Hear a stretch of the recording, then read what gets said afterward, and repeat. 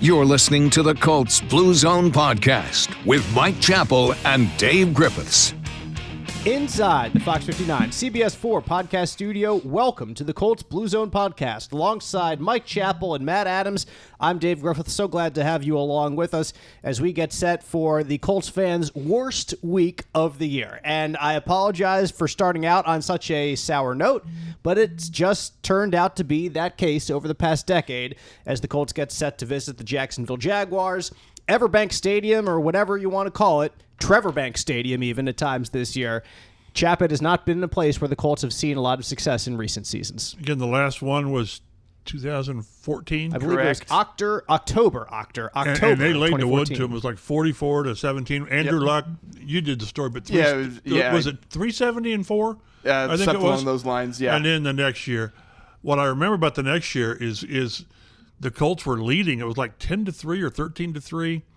And was it the first play or the last play of the first half, the first play of third quarter, where Hasselbeck was sacked, fumble, touchdown, and then at the end of the game, the fans were chanting for a 50-burger, which they got.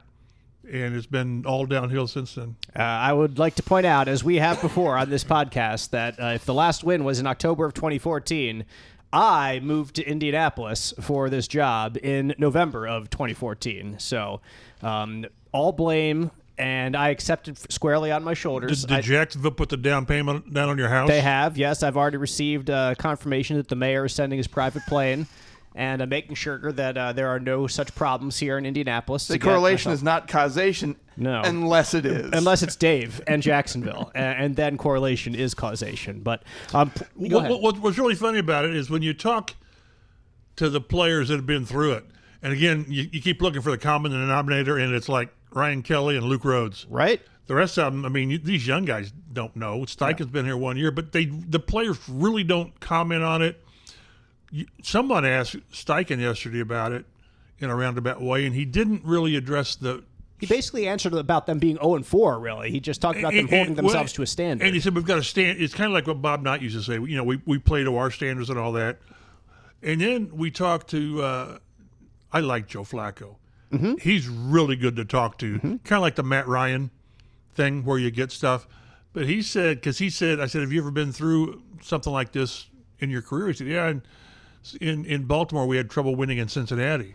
And there was a 10-year stretch they were 2-8 against the Bengals in Cincinnati. That's a thing. Mm-hmm. Still better. Yes, correct. But not good. But he didn't say, he said, you don't want to make too much of it, but it is something. Mm-hmm. And you have to, he said, maybe if you talk a little bit about it, you get more focused. We'll see. So, and again, we'll get into this. We don't know whether Joe will be out there, whether it'll be Richardson, but again, as I've said before, it is something. And you can say that it's not something, but it is something until you make it nothing. And the craziest thing about it has transcended quarterbacks. It has transcended 7 starting quarterbacks. Transcended head coaches. 4 head coaches / interim coaches. It has transcended general managers. Two of them. And location. And locations. They tried to go to London. They did. And the streak said, nah, we'll follow you. Last year, the Colts even tried to snack Gardner Minshew right out of the Jaguars' pocket. If you can't beat him, join him. And that didn't work either. Did not work at all. Absolutely nothing worked. And go ahead. And they went down there the 1 year. You've got the years better than I do, but with Andrew Luck and a top 5 offense, and they lose 6-0. 2018. That's unbelievable. And that was when they were going 9-1 down the stretch of that season to make the playoffs. That was a really good team at that time of the year. And do you know who the Jaguars quarterback was in that game? I don't. Cody Kessler was the Jaguars quarterback in that game. And then the Colts had like 4 or 5 fourth downs in Jaguars territory that they failed. It's one of those like, we're going to make one of these. Exactly, and they never did. And then they had it's just crazy where it's something. They go down there with a playoff spot on the line with your guy. I think all this, like, I don't mean to completely harp on this, because obviously you believe that every year is different and every team is different, and there are going to be different wrinkles and different strategies every time. But all this discussion points to the fact that I think what Joe Flacco said and that you just mentioned is perfect. Like, there's something to it. Like, there is something to it. And if you ignore it, that's dumb, because it has transcended, like I said, all these different eras of football. There is something in your head if you're the Colts, that's when you arrive there, when you get off the plane or when you walk into that stadium, something snaps, even if it hasn't all week. Like, man, I don't know. Or I remember what happened last year, 2 years ago. And just think of if you get out there on Sunday and there's a bad bounce, there's a fumble, there's a pick six, you think, holy smokes, here we go. Here we go again. And it's so easy to think that. And that's why I think, and I'm not a psychologist or a sports psychologist or anything, but I think you should address it. So when you ask Zaire Franklin in the locker room and he says, I'm not concerned about those years, I'm only concerned about being the Jaguars in 2024. And maybe that's just the answer to us. And he's having more discussions behind the scenes. They're tired of talking about it. They're tired. But you have to. You have to address it because when you get to the stadium, something's going to happen, and it's going to make you think of it then. Right. You need to deal with those emotions now. You need to deal with those thoughts now during the week. Get them out, discuss them, and put it to bed before you go down this weekend. Then you're like, oh, I've thought about this already. I've dealt with it. I've put it in the past. Now we can focus on this game. That's how I feel about it. And so when I hear, you don't have to be obsessed with it, but you have to admit what's there. Right. And you could say that you're annoyed at us asking the question because it's annoying to lose to them for 10 years in a row. That's fine. You can be annoyed at listening to the question, but you got to deal with it or else it's going to keep happening over and over and over again. Jonathan Taylor, when we talked to him, he actually did say something, which is unlike Jonathan Taylor. Usually he likes to say a whole lot of nothing when he talks a little bit, but he did say, like, when he got here and like Nyheim had told him about it, so he gave us just a little bit of his own history with that, saying that it's frustrating to keep losing, and he couldn't believe it when he first heard about it, what Nyheim had said, and heck, it's been 5 years since then, after he first heard about it from former Colts running back Nyheim Hines. So is it frustrating for the Colts? Absolutely, but it's something that is going to be a thing until it's not a thing anymore. So it's crazy when you start trying to rank the losses down there and align them. You know, what year was it? Was it 2020 when Jacksonville won the opener down there? Mm-hmm. And they lost 15 straight games. Other single game that year. They were saying in the locker room, this is just the beginning, man. We're starting off now. And that was Gardner Minshew as the quarterback, of course, in that game. So, but again, it's something until you make it nothing. And you do that by I don't care, again, what I described last week's game, which turned out to be not true because it was a pretty good game. But just find a way to win. I don't care if it's on a tip pass at the end. I don't care if it's what it is. You know, another 4 field goal game by Matt Gay, which would be welcome. Nice to see. Yes. But find a way, and it's a dangerous game. It is because you're banged up. We'll go over the injury report, which is deep. And Jacksonville's 0-4, what, they're the only winless team? Yep. And they've They've taken it to the wire several times. Last week, what Houston scored with, I don't know, 5 seconds. Just a few seconds left, yeah. So it's a team, you scratch your head, and those are the teams that you just don't know what you're getting. What's Trevor Lawrence doing? He's lost 9 or 10 straight starts. Mm-hmm. That's incredible. Yep. So, he got paid millions and millions, about $55 million a year sometime in between then. Which adds even more focus. So this is, and again, we in the media can do this because this is what we do, but this is a stretch of games that is so conducive to guiding your season. You got this team again, winless team, and then the next two, it's Tennessee and Miami, and then it gets tough. Mm-hmm. Then there's a stretch of 4 or 5 games that's really, really difficult. So this could set you up, but until it's something until they find a way. Hopefully this week they find a way. I will be surprised if any of us pick the Colts to win down there because, as Vegas, advises, you bet on streaks to continue. Mm-hmm. And if you're the Jacksonville Jaguars opposite the Colts, you come out into your stadium and you see the Colts horseshoe on the other side of the field. Well, welcome to town. Exactly. Like you're just what thrilled. we needed. Yeah, you got to love it this week. It's the exact opposite of the Colts. When one good thing happens, you think, here we go. Let's do it. This is going to keep on happening. It gives you all the confidence in the world that this is going to keep happening from the start of the game to the finish. With Trevor Lawrence, it's similar to the exact opposite, again, of the Marcus Mariota effect. Like, the Colts saw the absolute worst of Marcus Mariota in his career. They've seen some pretty darn good Trevor Lawrence, just like they saw the best of Blake Bortles. It's amazing. Whenever they show his highlights, his career highlights, there'll be Colts on the field. Exactly. And period. Because there have to be, right? Those are all the highlights he had, really. Exactly. Yeah, exactly. He had a few more, maybe that AFC Championship year, to be fair to Blake. But nevertheless, like, he had most of his great ones were against the Colts. So we'll certainly get a little bit more into the game of this week and how the teams stack up against one another and stack up against their NFL competition. We will discuss the injuries the Colts have, and even the Jaguars also are certainly not healthy going into this game themselves. But we should recap a little bit from last week as well, as the Colts got a 27-24 victory over the Steelers. Back-to-back wins over Pittsburgh. How about that? After before that, an 8-game losing streak that had dated back to about 2008 or 2009 in this rivalry. So certainly boot that in the past and try to boot another one into the past this week. Joe Flacco came in to relieve the injured Anthony Richardson. Jonathan Taylor left late in the game, was not available at the end of the game due to an ankle injury, which of course he has had in the past. Same ankle. He did. He told us today that it was not as bad, obviously, as the previous time. So he felt good, or felt encouraged about that.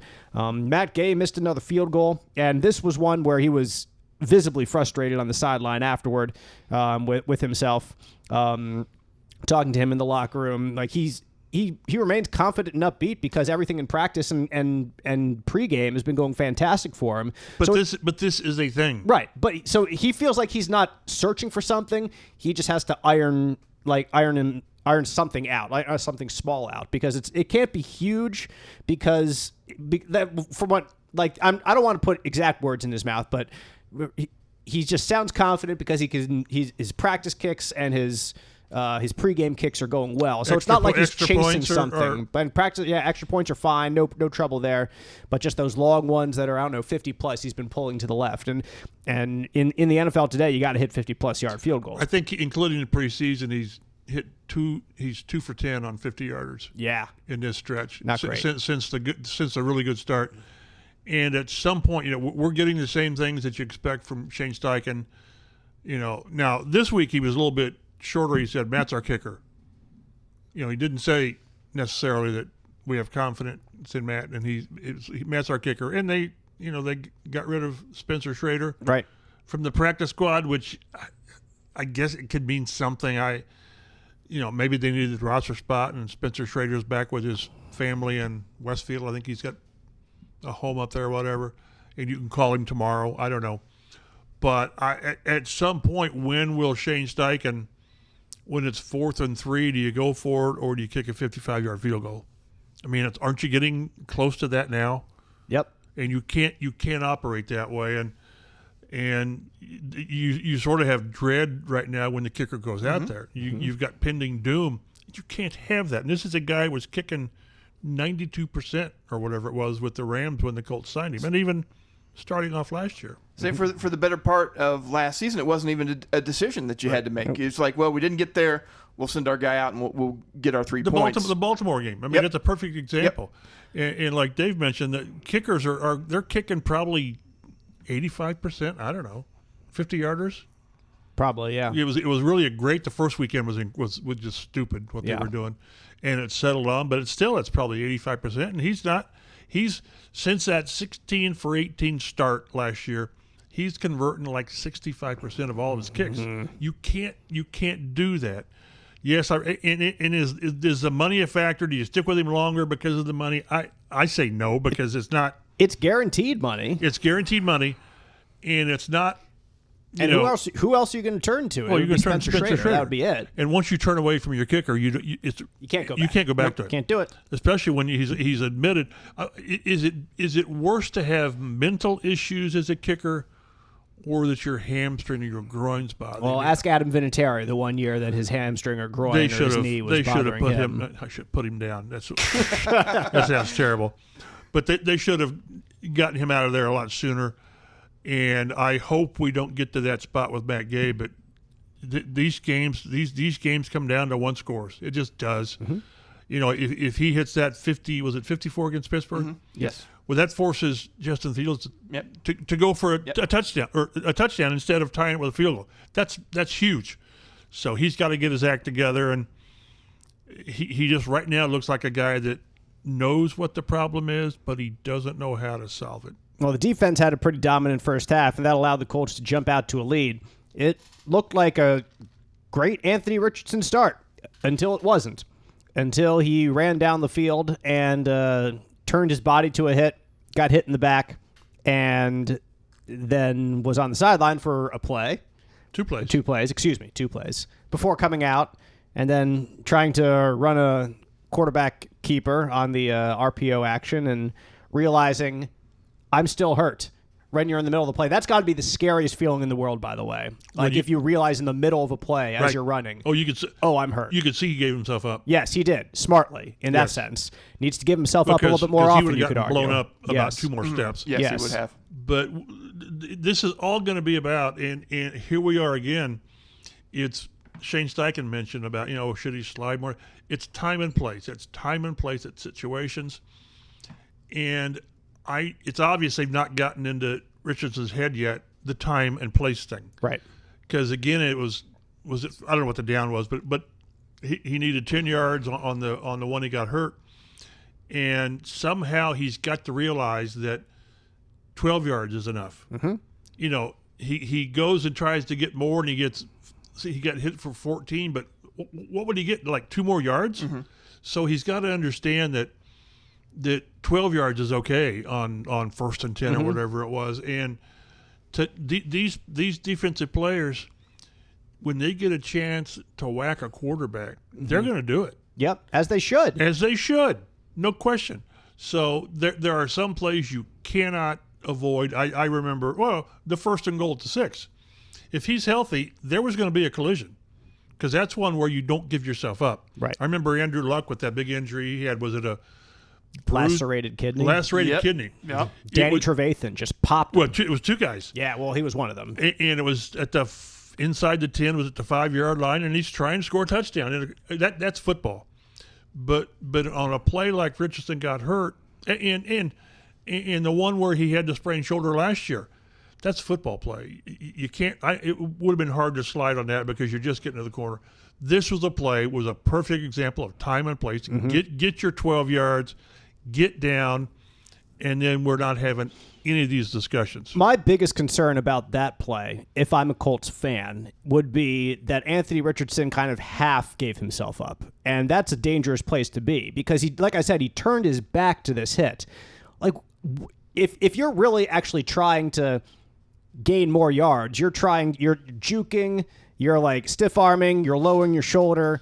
Like, it seemed like he partially wanted to do that, but partially wanted to slide too. Maybe he's overthinking exactly. it in the So middle of the play. That's the problem. And like, if you're overthinking sliding on a 12-yard run, like, that's a dangerous place to be because of exactly what happened. You're going to put yourself in a position to get hurt. And on that play, from my vantage point looking at it, it looked like Anthony Richardson put himself in a position to get hurt. And that's what ended up happening because he got just a shoulder right into the back. And you can call it a hip pointer, and the Colts listed on their injury report now as an oblique. Okay, fine. You can call it whatever you want, but it's a pain in the side. It's a pain in the rear end. That was avoidable. That was completely avoidable. That's not a gotta-have-it situation because you already got it. You already got the first down. Right, and there will be gotta-have-it situations. Yes. 1st and goal at the 6. Yes, like save it for then. Like, it's just like watching that play. If I'm a Colts fan again, that it would be exasperating for me to watch that play because this is exactly the scenario that you've said that shouldn't be a problem for months, if not years, and it is exactly what turned into a problem against the Steelers just last week. We see quarterbacks all the time get out in the open field, and at some point they slide, and the play is over. Yep. It's over. It's just done. And the problem they've got is they're trying to change this kid's mentality in his 8th game. And I don't care how much you do it in preseason, how much you do it in OTAs, until you do it in a game, when it gets to be live stuff, you just revert to what you know. Yep. You run on instinct. I remember how they used to they were going to change Tim Tebow's throwing mechanics because he had a hitch, whatever. But as soon as you get in the game, this is how I've always done it. So it's still early in the process, but that like we said, that was the perfect example of time and place. Get the first down, slide, and go back to the huddle. He didn't do it. Which is why I always admire the Chargers coaches over the years who didn't change Phillip Rivers' motion. They helped him perfect it. Now, there's a big difference between Rivers and Tebow. Like, Rivers was a good thrower of the football. Tebow never really got there eventually. So I'm not trying to perfectly equate those two, but like the best coaches will take with the things that you do that are weird and somehow keep you doing them but not make them weird, if that makes sense. Because they know that when it comes time, you're going back to weird. Right. Yeah. Like you just will. You've done it for 20 years. Right. Like, and if you have a 20-year career in the NFL like Tom Brady, congratulations, then maybe you'll develop new habits. But most people, like, they have to perfect old habits. I remember when they tried it when they got Darius Hayward-Bay and Reggie's working on the sidelines on the jug machine with him. Yep. Because he had the drop issues. I don't care how many balls he caught he drops balls. Right. You're trying to get Shaquille O'Neal to be an 80% free throw shooter. Ain't happening. Right. So, like you said, work with what you've got, and hopefully, that's why, again, all the things the Colts are going through and will go through this year with the quarterback should have been taken care of last year and weren't for obvious reasons. And hopefully he's out there this week, and if he is, I don't know how's he going to perform. I mean, will he be so hesitant to run? I don't know, because that's when people say the Colts have to not run him as much. We've said this.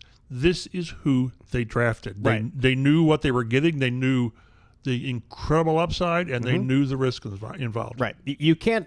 First of all, you can't have a quarterback completing 50% of his passes that doesn't run the football. That's yeah, because you have to have that to supplement the offense. I'm going to dip back into our podcast last week and say that is not sustainable for the long term in the NFL. So, both of those things need to get better: running and sliding, and passing accurately. But nevertheless, how many years did it take him to get Andrew Luck to actually start sliding? And then it was. He was a reluctant slider. Exactly. Like, look, this is not unique to Anthony Richardson, and this is not unique to the current era of football. Like Steve Young, when he came into the league, didn't slide right away, and it had to be coached to do this correctly. If you go back further, then he got beaten out of the league. Exactly, he did. He definitely did. You go back further, there's Randall Cunningham, there's Warren Moon, there's Fran Tarkenton. If you go back forever in a day, for crying out loud, like you have to learn to not take the hits and stay in the game, and until that clicks, it's going to be an issue. And with Richardson, he needs reps. He needs time. He needs to be out there. So you're going to see some of these knocks, unfortunately. And like I think you said it again right there perfectly, Chap, that this was supposed to be ironed out last year. And by getting knocked out for the entire season, it just set him back in that understanding and those reps that he had to see the specific situations and be in those situations, know what you're going to feel in those situations so you can best prepare yourself for the future. But it has to change at some level. I watched Josh Allen. I still see a guy that puts...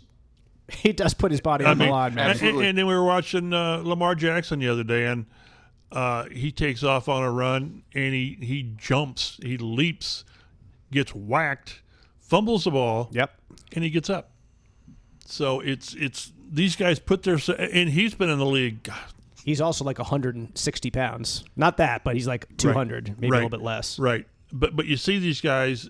who put themselves out there and get whacked around, and of course then you got Will Levis who's doing stupid things and is paying for it. Yep, he is. So, but I just wonder, at what point will the light go on?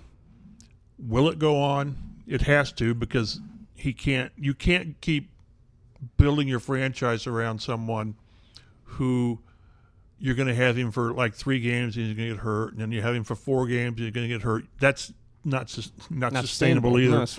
So, I like Joe Flacco. I like what he brings. Mm-hmm. Do I want to see Joe Flacco for a month? Probably not. Mm-hmm. Then you're going to see that he's 39, and we talked about when he was in Cleveland last year.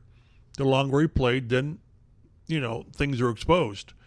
So, I'm really curious how this Richardson arc goes, because right now to me it's not encouraging where it's at. So Richardson has now played in 8 NFL games. He has finished 4 of them, which naturally brings up the question about his durability and his I think an athlete, when you're asked this question, like, are you injury prone, here's, are you tough? And so it's impossible for them to say no to that question.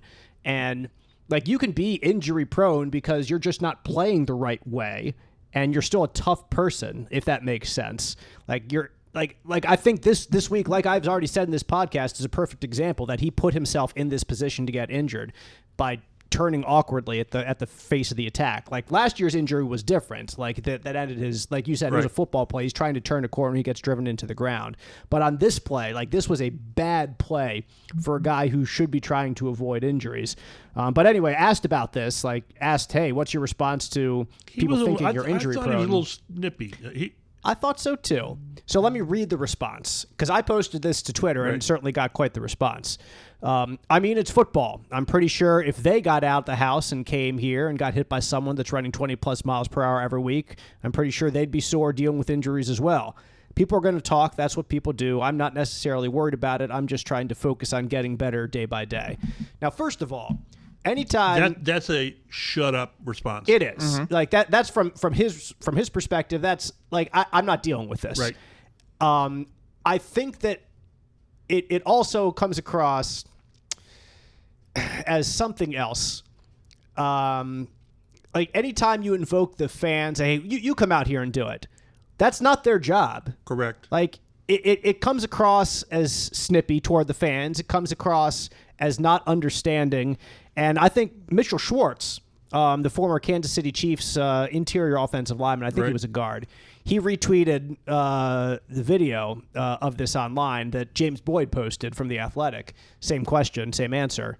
And was like, anytime you bring the fans into it, it's a losing battle. Yeah, you've lost. And so his response, like I was not a fan of his response to that question at all, to be honest, saying, man, you come out here and take, well, obviously, like, and if it was me, I would slide. I would not. I would have gotten 12 yards and gotten down. That's what they would say. Yeah, right. I wouldn't have gotten 12 yards. They would have pulled me down behind the line. Exactly. I would have taken the snap and immediately been tackled in the backfield. So I'd be imploring the referee to blow the whistle. Yeah, but I'm not paid millions of dollars, and I am not 6'5", 255 it doesn't come pounds. Across well. No, it's just a bad look, this answer, and it's frustrating because it's a bad situation that he keeps getting injured. When you compound bad situations and bad looks, it's an annoying time, I think, to be an Indianapolis Colts fan and to be trying to cheer on this guy to his best and to do his best when these frustrating things continue to happen, and he's saying some frustrating things in response. So I remember back in Luck's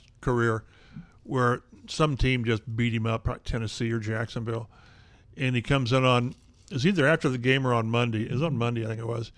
We said, how you feeling? He said, I feel like I've been in a car accident. And he came back like Wednesday, and he sort of apologized about people who've been in car accidents. And that's how Luck was kind of thinking is, I shouldn't be doing that. Right.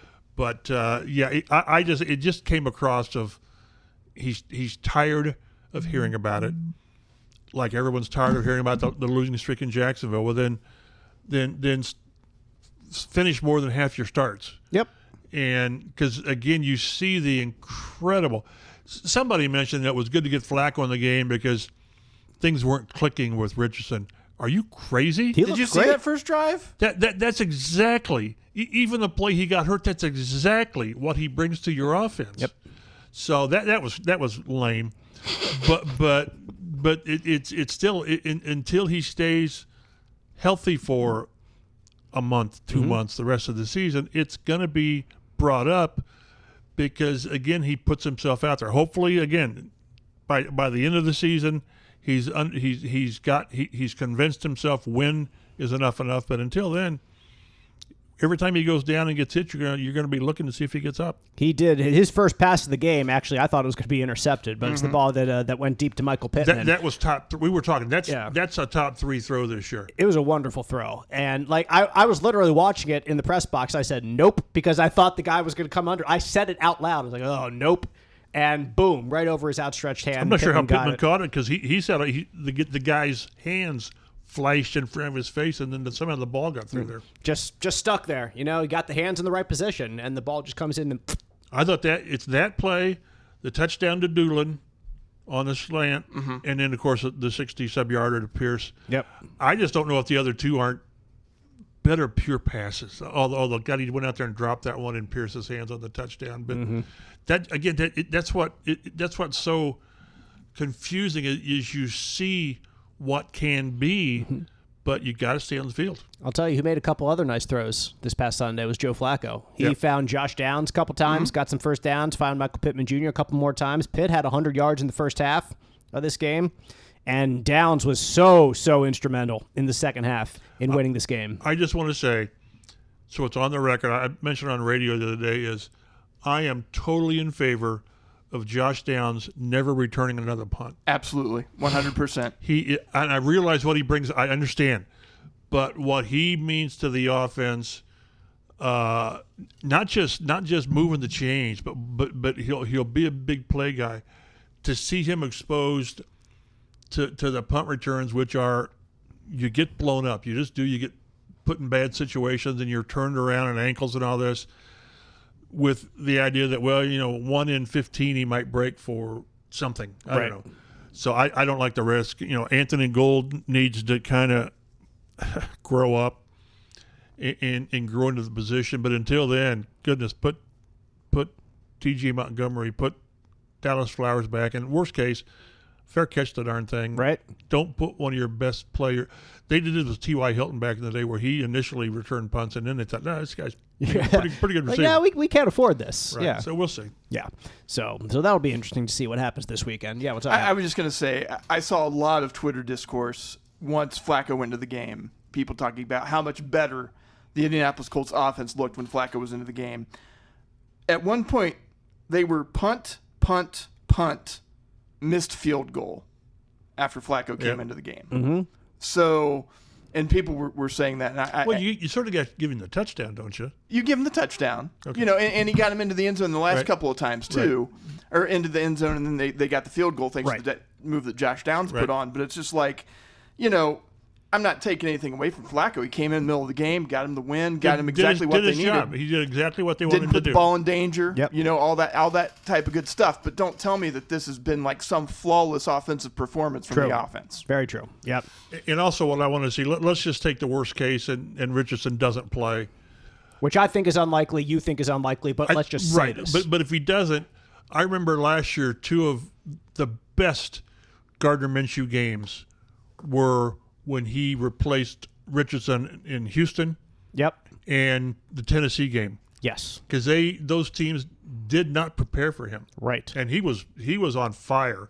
And then and then the next week in Baltimore, that's different, but not so effective. So let's say if it's this week, then teams will prepare for Joe Flacco. Right. And it's different. And I think there's every possibility, if it's Joe Flacco, that he won't have Jonathan Taylor. So essentially, what kind of a running game? I realize they ran the ball against Pittsburgh last year. Last season, with Goodson and Sermon. I wouldn't want to, make a living. Right, don't want to have to bank on a repeat performance of that. So so we'll see. But it's you want to give Flacco his props because he did exactly what you want him to do, and especially he made plays when it got tight that won you the game. Yeah, and those third down plays, like Mr. that drive that got him the touchdown. Had the 3 first downs. Yeah, all those big plays came on 3rd and long, and absolutely nailed those. I think Ogletree's touchdown was the 3rd down. Yeah, I think it was was a third and 10 to 15. Yep. So, but let's not even remotely say that the Colts are better off going to Flacco now and letting Richardson get the mental reps and watch things. That's horse bleep. That's you let the kid play. You hope again that he understands situations, and at the end of the season, you see where you are. The only way this franchise moves forward at all is with Anthony Richardson being the center point of it. Go ahead. I was going to say just one more point on Richardson. I would also like if they didn't compound the situation with him leaving the game, coming back, and then doing a read option right off the bat. Like I understand Shane Steichen when he tells us, well, he said he's good to go, and if you say you're good to go, that you're exactly right. Then you have to treat it like he's good to go. He's got stuff going on in his head, and and someone told him, Richardson, I'm good to go. Well, okay, if you're good to go, we're gonna, and they give us this look. And if he wasn't, then the doctors would be right alongside him saying, no, Anthony, you're not good to go. So I get it. Like I get his point of view, but it's a bad look again. Like it's a bad look. Like you have a quarterback that just got hurt. You send him back in, you run him, and he's still hurt. So I don't fault personally Shane too much for that. but I understand why you could. And if you're being, but he's just not a conservative guy. No, he's not. So, he's not. Like you said, if he does say he's fine, he's gonna run the read option. But then you could have easily also just handed the ball off to your stud running back as well. Yes, completely. And I think that's fair. We don't live in the alternate. We don't live in the alternate reality where that's what they did, and Richardson finishes the game. It's entirely possible they don't run a read option there, and next offensive possession, 2 plays later, whatever, he's like, I'm not right. I can't go back into the game. And I'll make one more point before we move on from last week's game, and that is T.J. Watt had 2 tackles, none for loss, no Great sacks. Plan, and they executed it. They executed it perfectly. Braden Smith is fantastic, and I know I'm preaching to the choir here on a Colts podcast, but be thankful that you have a healthy Braden Smith at right tackle because he's pretty darn good. And I know that he wasn't alone; like he got help, and he'd probably be the first one to admit. But there were a lot of times he was one-on-one. Yep, and other teams do that too. Other teams help out too. Other teams put a tight end on him, chip him with the running back, and they're not able to stop him. Exactly, and the Colts shut him down. There was not one point where he had a significant impact on that game, and he is one of the best defensive players in the game. At the end of the year, he'll be in the running for Defensive Player of the Year because that's who he is. Yep. So, I thought, yes, they helped Braden Smith, as they always do to the right tackle, Blake Freeland last year. But there are a lot of times it's on that guy to do it. And I thought I thought Ryman played well. I thought the offensive line played well again. Pro Football Focus has these guys ranked number 1. I think Quentin Nelson's the number 1 ranked guard, and most of these guys are top 10.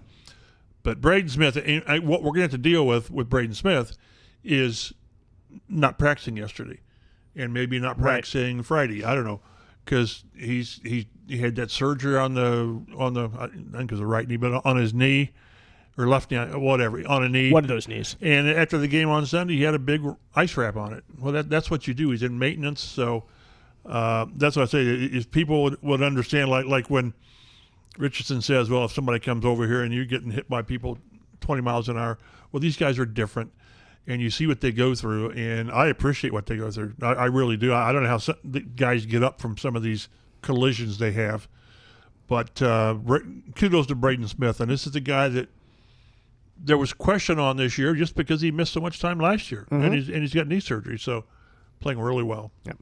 All right, turning our attention to the future. Before we get into this week's game against the Jaguars, a couple former Colts are senior finalists for the Pro Football Hall of Fame. Chap, what exactly is the senior finalist? What's the distinction there, since you are a voter for the modern day enshrinees? You can explain that After being out of the game for 25 years, I think it is, 20 or 25 years, you go into the senior pool. There have been a couple guys the last 5 or 6 years that it was their last year of eligibility as a modern player, and they got in because once you go into the senior pool, it's everybody overplayed. Everybody ever. Yeah. That hasn't gotten in. Right. So it's tough. You only get a couple every year, so it's really, really tough to get caught up on players once they get into the senior pool. But we've got some Colts that at least are in the running for it. The Indianapolis Colts in the running. You might remember the name Stanley Morgan if you're a diehard Colts fan. I had to go back and look that he played he played an entire year. There you go. 1 year here in Indianapolis, although he spent most of his career with the Patriots. Chris Hinton is definitely a name that Colts fans will know because he was kind of a bridge guy who played in Baltimore and then in Indy and was part of the John Elway trade with the Broncos, and also the Jeff George trade as well when they acquired him from the Falcons. So you talk as an important player as it was to the shaping of that franchise, strangely enough, when it comes to quarterbacks. And Chris Hinton was a pretty darn good offensive lineman there in the late 80s, early 90s as well, Chap. I think he's a Ring of Honor guy, too, for the Colts. Yeah, 2001, whatever it was. He's a guy that is proof that there was really good football pre-Peyton Manning. He was like a 7-time Pro Bowler at like three positions, which is rare. He just had the unfortunate situation of playing on a lot of bad teams, but really good player. And again, the other two we can mention and then move on. Alan Amici, he played like 6 years and then he had an Achilles. Mm-hmm.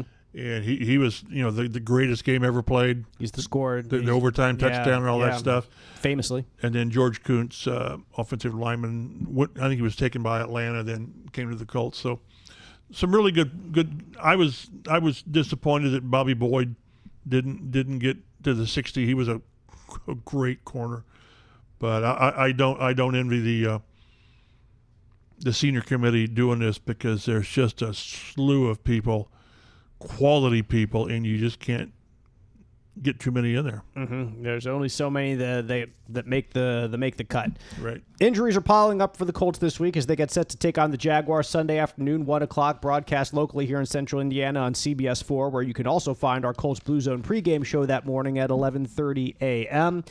Did not practice on Wednesday. Zaire Franklin, who had an illness, and he was back in the locker room today, by the way. Ryan Kelly with a neck injury. Kenny Moore with a hip injury. Kwity Paye with a quad injury. Braden Smith with a knee injury. Grant Stewart with a heel injury. Jonathan Taylor with an ankle injury. That is not the most encouraging list right there. There's a lot of really important players on that list, and Anthony Richardson with his oblique was limited as well. Of course, you pair that with Tyquan Lewis going on injured reserve.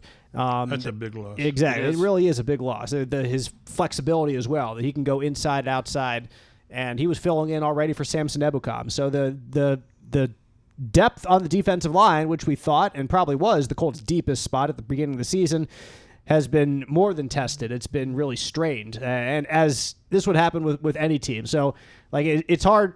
Like, we've said in the past, or at least I have specifically, how I could fault Chris Ballard's decision making, in certain player personnel areas. This is not one of them. No. This is just an area that one area is getting completely decimated. Yeah, and then it's they're not running out of bodies; they're running out of reliable people who can play at a decent level. Because all of a sudden you're having, four of the top 6 players on the line are out. You don't know about Kwity Paye. And, Latu had a hip last year that limited him in practice. So all of a sudden you've got guys that are 10, 11, 12 on the depth chart are playing significant minutes. And, you're going to I don't know whether you shorten the rotation because of that, and some guys play more, Dio and who are your starting ends now? Dio and Latu? I don't know. Maybe it's either Latu or Isaiah Land or Adam Gotsis, or I think, who's a really defensive tackle who was playing. That's what he's playing. But that's what I'm saying. Yeah. I looked out there Sunday after these injuries, and I see 93 at right end. I'm thinking, there's Dwight. Freeney slipped us out, and I had forgotten to write down Gotsis, who was added from the practice squad to the active roster. So it's just crazy how deep they're going, and at some point it's just too much to overcome. Yeah, it's going to catch up with you. Yeah. I mean, gosh, even before Kwity Paye and DeForest got hurt, they were having trouble, right. Especially in those run games, those first couple games.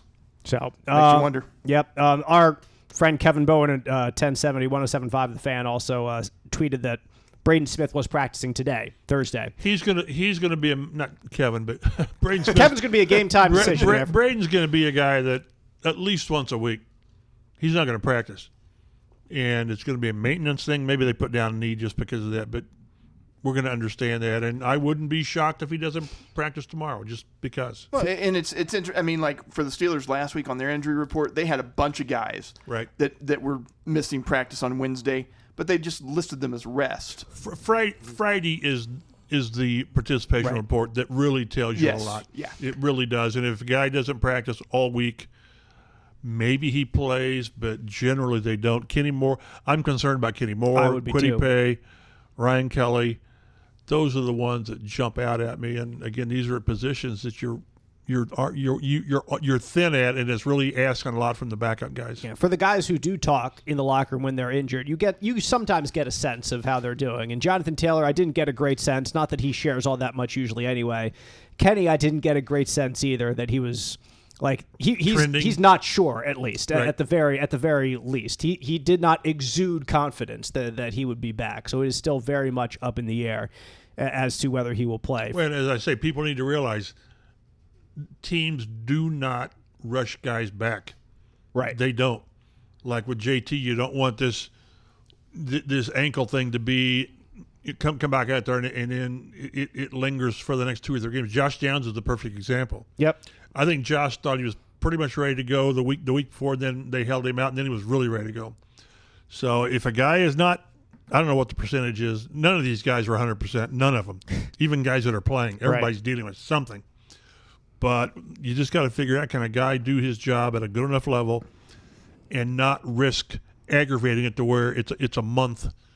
It's going to linger for a month. And with the running back, that's what you can't have. For the Jaguars, 2 players did not practice on their roster. Those are defensive end Josh Hines-Allen, formerly just Josh Allen. That's a big deal. With a concussion. Yes, so that's deal. massive. So we'll see today, later on, when they release their injury report. He would need to He needs to practice today. He needs limited today. There's that phases of protocol. Exactly. Like, you need a limited participation practice. You need a full participation practice. You need to be cleared by an independent neurologist. Like, that's necessary. It has to happen. So if Josh Hines-Allen is not on the field today, on Thursday, as we tape this podcast, the Colts would not have to deal with him, which would be a very welcome sight. Also, linebacker Devin Lloyd, dealing with a knee injury, is not practicing either. Their star linebacker, Foye Oluokun, I'm glad you hit. I know, right?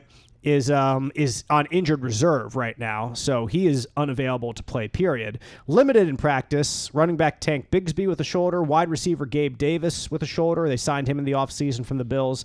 Tight end Evan Engram, hamstring injury. Running back Travis Etienne, shoulder. Cornerback Jarian Jones, shoulder. All these shoulders. Darnell Savage, safety with a quad. Linebacker Yasir Abdullah with a neck. So they've been banged up a little bit here too, as they're trying to get ready for this matchup with the Colts. The Jaguars themselves, led of course by Trevor Lawrence, quarterback, who is completing an Anthony Richardson like 53% of his passes this year, only for 729 yards, 4 touchdowns and just 1 interception, which is good, but can't say too much about the other things being any good. Averaging 6 yards per attempt. They have not been all that dynamic on the offensive side of the ball. Sacked 12 times in 4 games. That's a bunch. Is a lot. Puts them on pace for 51 in the season. So their offensive line not doing its job all that well down in Jacksonville, trying to protect their... You can throw those numbers out. You realize, as we talked. Yeah, none of these rankings, exactly. Nothing matters this week. He'll be 19 for 23 and 230. And I just have to read it because, that's what we do. Travis Etienne does have 47 carries for 214 yards. He's averaging 4.6 yards per touch. They're running the ball actually really well, but they haven't been able to run it that much because they've been behind a fair amount. So they've had to throw a little bit more often than they probably would have liked. Tank Bigsby, 21 carries, 172 yards. He's averaging 8.2 yards per carry. Has 3 runs of 20-plus yards. He's been a big play machine when he's been in the lineup in relief of Etienne. Brian Thomas Jr., the rookie out of LSU, who had 17 touchdowns last year. A lot of us kind of like this guy in the draft process. Well, he's proven to be pretty darn good, trailing only Malik Neighbors in terms of rookie wide receiver production this year. 17 catches for him, 275 yards, 2 touchdowns, and 3 catches of 20-plus yards. Now, those aren't earth-shattering numbers by any stretch, but for a rookie, they're pretty darn good. Yeah. And he's been able to make an impact on this team from a young age. And, Chap, I was it stood out to me when I asked Shane Steichen about their offense yesterday on Wednesday. I said, hey, they scored 30-plus against you both games last year. Like, what were they able to accomplish against you in those games? And the first name out of his mouth was actually Brian Thomas Jr. As a guy that just came over this year. We had nothing to do with last year. Exactly. So it tells me that he has stuck out in those meetings that they've had in his film study, that in spite of the other players on that roster who have done damage against your team in the past, Brian Thomas Jr. is one you say, hey, we have to stop this guy. Well, again, with Christian Kirk and Gabe Davis, they've got players. They got skill players. And the biggest concern is going to be with the defensive line so just decimated by injuries. Tyquan Lewis, again, I really like what he brings. If you don't get pressure on Trevor Lawrence, even a guy in the midst of a down season is going to pick you apart. So, can they get the type of pressure on Lawrence to where I think you can rattle him. I really think you can get in his head. I really do. But do the Colts have the personnel to get that done? I just think they're running out of bodies. That is the question. Offensive rankings, the Jaguars are 29th in the NFL in scoring. They're averaging a putrid 15 points per game. As the Colts are 16th, they moved up to 21.3 points after scoring 27 last week. They were below 20 before last week. Jacksonville's 25th in total offense. Colts are up to 15th. Jacksonville is 13th in rushing. There you go, 5.7 yards per carry. And as Matt points out, they're 29th in the league in rushing attempts, and they've only run the ball on 38% of plays. They are throwing a lot. Colts are 9th in the league in rushing. They're averaging 132 yards per game, 5 yards per carry. They're running 49% of the time, so it's pretty much split even for the Colts. Their problem's been, again, until the first 3 weeks, just not getting enough plays. Yeah. It sort of leveled off last week, but they were still on the short end of the time of possession, but it wasn't what it had been the last few weeks. It wasn't 40-20 or whatever. Exactly. So the Colts are second to last in the NFL in rushing yards allowed, still trying to work their way back from They got a long way to go before the stats allow them to do that. Exactly. Maybe you it's should like opening up in baseball. You can start like 0 for 24. Right. It's a tough grind to 300. Yes, it is. Yeah, Jacksonville 10th in rushing yards allowed this year, so that's a strength of their defense because they're 31st in passing yards allowed in the NFL. So if the Colts want to rely on the run game, if Jonathan Taylor is healthy, or heck, if you go to Trey Sermon and Tyler Goodson in his stead, it could be some tough yards to gain against a stingy Jacksonville defense, which has been one of their strengths, it seems like, for a while. Like they're front, and they've been tough to run against, and the Colts have not been a team that needs to run the ball during a lot of these years. Certainly not as much the Andrew Luck years in the streak, but the more recent years in the streak at least. Jaguars are -2 in turnover differential. They only have 1 fumble recovery. So they've been intercepted once and fumbled twice. So they don't have a lot of turnovers. Not in a lot their of games. turnovers, but they also don't produce a lot on defense. Exactly. Colts are even par in terms of the turnover takeaway ratio. They have 4 fumbles and 2 interceptions, and they've been intercepted themselves 6 times on offense, 6 and 6. Both teams near the bottom of the league in average time of possession. Colts, again, another one that's going to take some time to climb out of the cellar. Yep. They're at 23 minutes per game. Jaguars are 30th in the NFL with 26 minutes and 52 seconds per game. So the Colts are still pretty far down there in the time of possession. But Chap, a unique. Every game there is unique. It doesn't matter what the storyline is going in. Like the Colts have found different ways to lose over the years for the streak dating back to 2015. What was crazy is when we went through all these Jacksonville numbers and 0-4, and to tell you where they are is one of the questions after the Houston game to Doug Peterson was, do you feel like you're on a hot seat? This is after 4 games into a season. Now I realize they're like 1-9, 1-10, dating back to their meltdown last year. But you just hear things, and you don't know what's real, what's noise. But things just aren't well down in Jacksonville. Whether Peterson already has lost the team, which is hard to understand. But the 2 guys that are under fire right now are Peterson and Nick Sirianni. It's incredible. How about that? That's great incredible. Irony. It's incredible. I mean, people are ready to fire Nick right away. That's Philly. No question. That's what we do, my people. Right. And remember, Philly fired Doug Peterson, was it 2 years after the Super Bowl? Mm-hmm. Yep. So, the leash that guy has is short. But there's just something amiss in Jacksonville. And you look at cause and effect. If the Colts, again, we talked about it, if the Colts find a way to win 2-0, whatever, what it does for them going forward, it gives them a chance again to brace for the tough middle part of the season. If you're Jacksonville, you fall 0-5, what? I mean, where do you say, well, then we can respond and regroup and do this? If your 0-5 is the 5th game was against a team that you never lose to at home, I don't know how you keep that team together. And their next 2 games are their London games. So right they'll stay over there. Yeah. Which will be good to get away from the. It might not be bad mentally to get away from it all. Yeah. Either way, even if they win, it'll still probably be good because people are still going to say, "Well, you only beat the Colts. You only always beat the Colts." So who cares? It barely counts. 1:00 Sunday afternoon broadcast, as I said, in Central Indiana on CBS 4, where you can watch the Colts Blue Zone pregame show at 11:30 Sunday morning. The Jaguars are 2.5-point favorites in this game at last check, with an over/under of 46. That says Vegas. So a little bit more of a scoring expected than the previous weeks when the over/under number for the Colts was 40, expecting some tremendously boring What's the games. over again? I'm sorry, I was distracted. 46 Ooh, wow. is the I know. How about that? Let's go.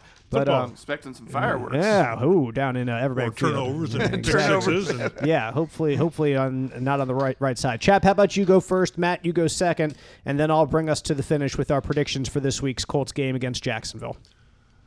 I've got Jacksonville 2017, and I just don't know why. I think this is a very, very good chance for the Colts to get rid of that part. We've seen that before. I understand, and that's why. Excellent. And Yeah. there's but not knowing if Richardson plays, he won't be that dynamic dual threat at 100%. He won't be, and I just wonder if the defensive injuries are getting too much to deal with when you're having to play the Taven Bryans and Gottses and guys that I don't really know who they are. Right. So I just think it's a great opportunity. I kind of think they're going to win, but until they win down there, you're an idiot to pick them, and I try not to make myself an idiot on my own. Mm-hmm. So 20-17 Jags. We do that often enough. I don't need yes. help. I don't need right. Matt. Say picking the Colts to beat the Jaguars at Jacksonville is just not sustainable. So I cannot in good conscience pick the Indianapolis Colts in this game. I was going to go with a lower score, but if Vegas is saying a little bit higher, I'm going to go 31-28 Jaguars. Okay. I'm going to go also with the Jaguars wearing their throwback Prowler jerseys. The old Mark Brunell jerseys. I loved that logo when it first came out, man. I did too. It came out in 94, 95 is when they unveiled it sometime around then because their first season was 95, and then 96 they made the AFC Championship. But I remember loving the logo because young Dave was 10 years old, so it's right in the crux of my growing into a true, genuine sports fandom there, and I remember it very, very vividly. Just the insert of Carolina and Jacksonville into the NFL that year, and anyway, I have good. Just good memories of myself growing up with that logo. Anyway, that has nothing to do with this game, except that I will actually see it on the field, which will be fun for 10-year-old Dave. But anyway, I am picking the Jaguars as well.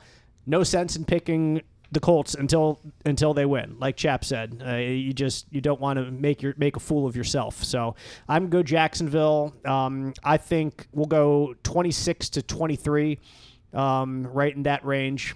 Again, one-score game as many of them are in the league. So if they prove me wrong, I'll be thrilled because it'll be a much happier locker room next week, and they'll be 3-2. And it's always more fun to cover winning teams. And we won't have to address this same streak next year. Exactly. We can put it to bed. Retire the article. Yep. We can put all these numbers that we save year after year and throw them out. And I never have to ask Zaire Franklin about it again. Because I don't want him to be mad at me. So do you fear for your life when you ask Zaire something like that? No, because Z is a Philly guy, and he went to Syracuse At just least like me. They let you get the question out instead of saying stop. Exactly. So I think we have an understanding. I certainly wouldn't want to push him too hard, but he's cool. He's all good, and as long as I'm not Najee Harris and trying to come in here and him completely ripping on Najee. I'm looking forward to see how expensive those middle finger salutes will be. Yeah, me on too. Saturday. If those of you who are unfamiliar, Najee Harris gave a great double middle finger to the crowd when he got put up on the screen. And then he went out and ran 19 yards, 13 attempts. And Zaire Franklin retweeted a picture of him with the double bird after the game, saying, "Man, you soft. 84 run harder," which is a reference to Cordarrelle Patterson, Which of course. he does. Which he does. Yeah, facts. Maybe the best thing to happen to Colts in that game was Cordarrelle Patterson got knocked out because he was running pretty well against them. He got hurt on that series that he was dominating. Yeah, exactly. So Zaire always coming with the heat, not being afraid of the heat.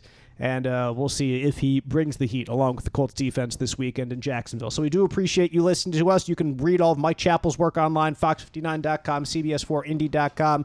Subscribe to the Colts Blue Zone podcast. Get us delivered to your podcast listening device as soon as we drop every week, usually Thursdays during the regular season. Mike Chappell's at mchappell51 on Twitter. Matt Adams at Statamatty. I'm Dave Griffiths at DaveG_sports. We'll see you next week on the Colts Blue Zone podcast.